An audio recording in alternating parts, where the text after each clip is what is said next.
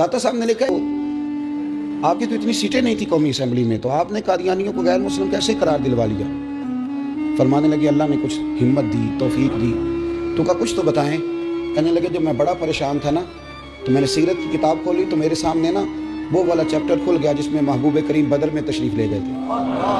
तो फिर मुझे समझ आई कि अगर रात मुसल्ला आबाद रहे ना, महबूब सारी रात मुसल्ले पे बैठे रहे। अगर रात मुसल्ला आबाद रहे तो सुबह अल्लाह बड़ी मदद फरमाता है।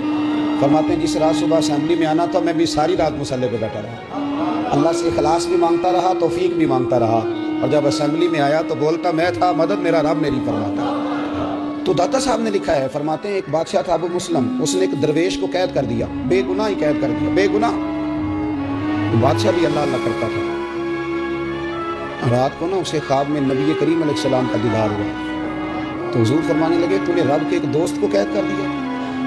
तो वो आधी रात को उठा तहज्जुद से पहले, और बादशाह ने खुद आके ताला खोला जेल का और उस दरवेश को आज़ाद किया। जब वो जाने लगे, वो दरवेश समझ वो भी सारी बात गए, जाने लगे तो बादशाह कहने लगा मैंने आपको आज़ाद तो कर दिया, तो मेरे लिए कोई हुक्म हो तो बताइएगा।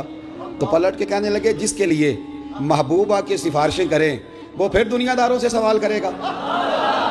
अल्लाह के महबूब जिसकी सिफारिशें करें वो फिर दुनियादारों से सवाल करेगा।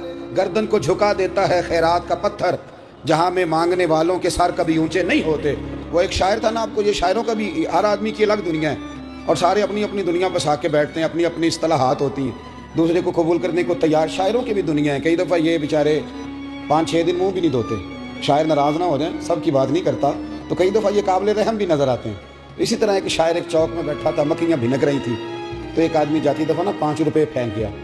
उसने कहा शायद कोई फ़कीर मांगने वाला बैठा है, था बड़ा खुददार।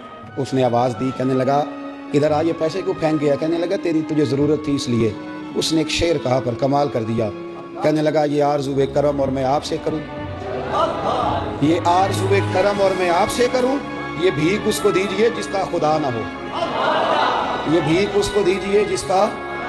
आला हज़रत फाज़िल बरेलवी चले गए ना तेल लेने सरसों का दुकान पे, तो सरकार आला हज़रत वो सरसों का तेल, उससे कहा इधर तेल की बोतल भर दो।